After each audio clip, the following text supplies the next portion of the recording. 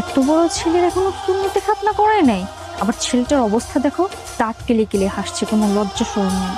এই ভালো ক্যামেরার কথা না বলেছিলাম, ক্যামেরাকে নিয়ে আসবে রে। আমার কিন্তু ভালো ভিডিও হওয়া চাই, কারণ এই খাতনার প্রোগ্রাম তো প্রত্যেকদিন বাড়িতে হয় না। ছি ছি ছি ছি, এরকম একটা অনুষ্ঠানে আমাকে আসতে হলো।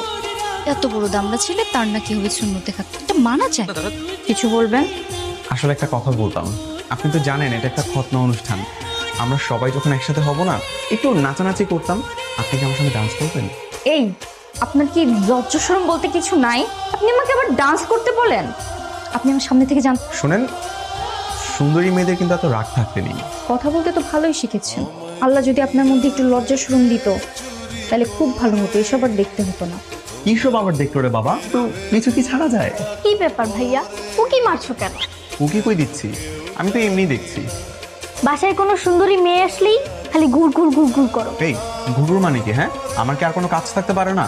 আর বাড়িতে নতুন মেহমান আসছে, পরিচয় হতে হবে না? দেখেন, আমার সহ্য হচ্ছে না। কেন বলুন তো? এত বড় একটা দামড়া ছেলে এই বয়সে সে সুন্নতে খাতনা করে? আরে না না না, তোমার কথা ভুল হচ্ছে। খাতনা তো আমার রাফসান ভাইয়ের না, খাতনা হচ্ছে আমার ছোট ভাইয়ের। হায় হায় রে, আমার মান সম্মান কিছুই থাকলো না। তোর বাড়িতে আমরা এসে দাঁড়িয়ে আছি, এখানে তোর কোনো খোঁজ খবর নেই। কোথায় ছিল এতক্ষণ?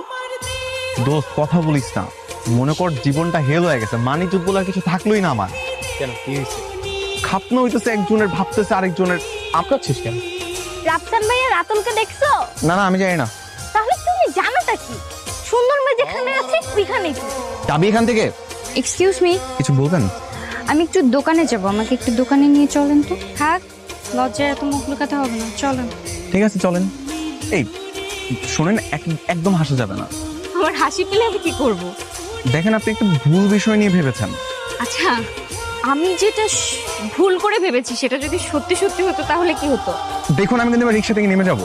কিরে, আমাদের রেখে হঠাৎ কোথায় হারিয়ে গেলি? তুই মেয়েদের পিছনে ঘুরঘুর করতেছিস, তাই না? এই রাফসান কি কখনো মেয়েদের পিছনে লাইন মারে নাকি? হ্যাঁ, আর এর থেকে আরো কত সুন্দরী মেয়ে আমার চেনা আছে, আমি কেন এর সাথে লাইন মারতে যাবো? বুঝি বুঝি বন্ধু। তোরা আমার কতটা বুঝিস? হ্যাঁ।